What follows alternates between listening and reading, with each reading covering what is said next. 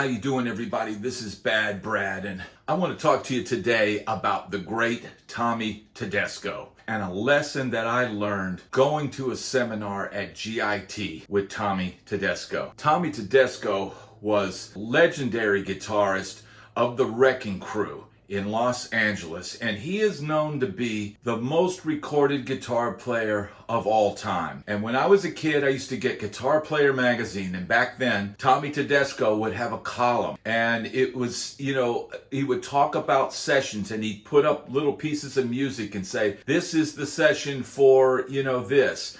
And this is what it required, and here's the part that I played, and I used a wah-wah, and he would tell all the details. But you get so much more when you actually get to hear these people talk and be in the room with them. And it was fascinating.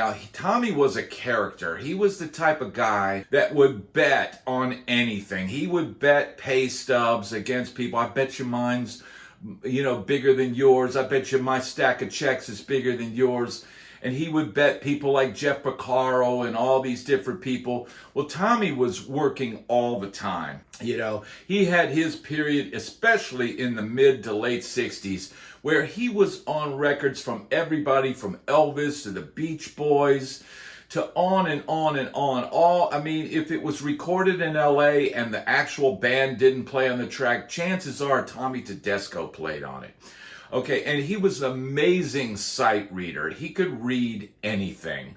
It was just second nature to him. And he was known for, playing bouzouki parts and, mandolin and whatever the track called for, and he was also known for, if they asked for something that he didn't have on him, they'd say, hey, Tommy, do you have such and such? And he'd go, oh yeah, got it right here. And he'd reach down and have the same instrument that he just played and then play the part. He was the epitome of someone that knew how to get it done. He knew how to please the producer and get out of there and get paid. So one of the things that's always stuck with me with Tommy is him telling the story about doing these recording sessions and, dealing with producers. And, every producer is different. Some are very hands-on and want to constantly give direction, and that can be frustrating, or some just don't say anything. But in this particular case, Tommy told the story of how he was in the studio and he's reading a part, and it's, it called for, can you play something? And this is a little sub story to the main story. They'd say, he'd play something and, yes, but can you make it sound more Armenian? Oh, yes. And whatever they asked for, whatever he asked for, he would say, yes, I got it. And he would play it. And another thing, the main story that I want to tell is about selling your parts. Okay, and this we can all use today, whether it's your live performance or you're in the studio or you're recording some friends or you're performing, whatever it is, you're always selling, okay? When we're playing guitar, whether it's a jam session or, down at the local pub or whatever, you're selling your skills and you're selling them to the audience, and you want the audience to buy it. And what do I mean by buy it? You want them to applaud. You want them to like what you're doing. And part of that is selling it. So Tommy recounted the story of how he was playing a part in the studio and he's playing it down and he plays it perfect, and the producer hits the talk back and goes, I don't know, Tommy, let's do another one. And so he literally played it exactly the same the next time, because it was a written part. He played it exactly the same, but instead of like he did the first time, just playing it and with a stone face, the next time he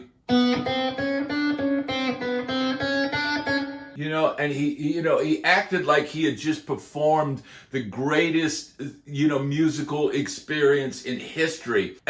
But meanwhile, he had played it exactly the same. And the producer hits the talk like, "Oh yeah, that's it. That's great, Tommy." So all he did was sell his part. He initially went in there and played his part, and he played it perfectly. But the producer wanted something else, okay? He wanted a little bit more. And sometimes you have to use a little bit of psychology. So, if you're in the studio and you're tracking a solo and you're dejected every time you play, and oh man, let me do it again, and oh man, let me do it again, that is not going to get you anywhere. Play the solo and be quiet, because what if the producer liked what you just did, okay? And you just pooped all over it and said, "Oh, it wasn't any good, let me do it again." Wait and see what they say. And then if they don't like it, maybe you just need to sell it.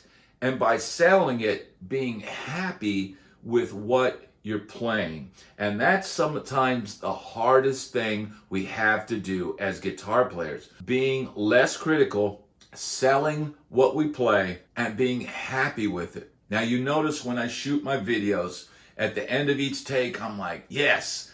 And I end up having to shoot these videos a lot of times very quickly because I don't have a lot of time. I've got my 3-year-old daughter I'm watching, my wife is working downstairs, all these other things going on at the time. And I'm juggling all of this and meanwhile trying to provide good quality content for YouTube. But inevitably, sometimes I'm having to run and gun. And if something's really bad, I'll just ditch it and erase it. But there's a lot of times where I'm like, I know I could do better, but I need to get content out. And you know what?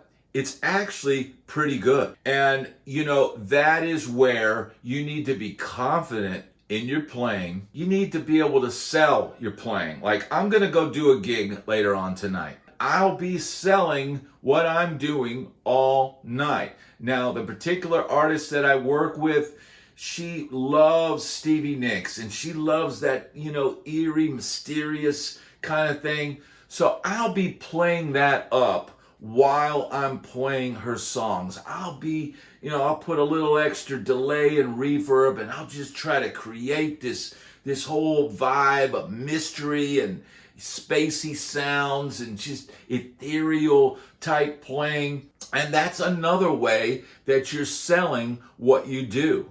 You've got to learn to be happy with yourself. You've got to learn to be happy with your playing, even at your worst. And you can't beat yourself up. You've got to sell what you do it to the best of your ability, but be okay if you know deep down in your heart that you could do better. Take the lesson from Tommy Tedesco and sell your part when you need to. All right? I hope this lesson has helped you out there, given you a fresh perspective on your playing, and I hope it helps you grow as a musician. Thanks so much for watching. I'm Bad Brad. Hit the like and subscribe button, and I'll be sure and see you on the next video.